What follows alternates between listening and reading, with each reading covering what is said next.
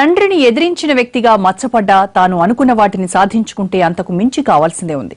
అఖిలేష్ ఇప్పుడు అదే చేస్తున్నారు. పార్టీ జాతీయ అధ్యక్షుడి పగ్గాలు చేపట్టాక నేతాజీ ఆశీస్సులు తీసుకుంటూనే తండ్రి వెళ్లగొట్టిన వారిని తిరిగి పార్టీలోకి రారమ్మంటున్నారు.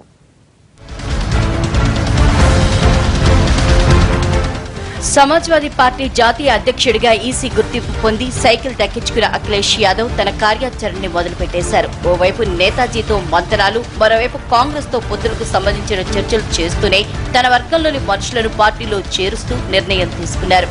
ఉత్తరప్రదేశ్ సమాజ్వాదీ పార్టీ అధ్యక్షుడిగా ఉన్నప్పుడు శివపాల్ యాదవ్ బహిష్కరించిన వారిని పార్టీలోకి తీసుకున్నారు. మంత్రి పవన్ పండే 9 మంది ఎమ్మెల్యేల్ని సమాజ్వాదీలోకి తీసుకున్నట్లు ఆ పార్టీ రాష్ట్ర అధ్యక్షుడు ప్రకటించారు. ఎస్పీ జాతీయ అధ్యక్షుడిగా సీఎం అఖిలేష్ తీసుకున్న తొలి పెద్ద నిర్ణయం ఇదే.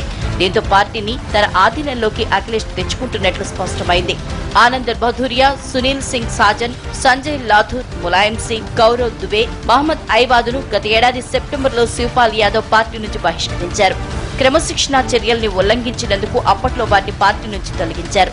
వారిపై బహిష్కరణను ఎత్తివేసి పార్టీలోకి అఖిలేష్ ఆహ్వానించడంతో పార్టీ శ్రేణుల్లో సరికొత్త జోష్ నెలకొంది.